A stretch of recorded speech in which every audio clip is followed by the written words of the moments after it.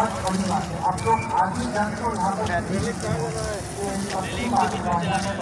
जो आपने दूरी शुरू की है वहाँ पर बैठे हुए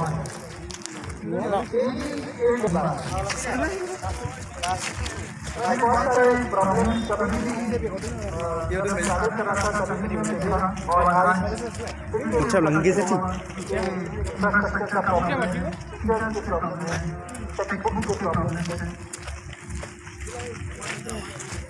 नेग्लिजेंस का प्रॉब्लम है।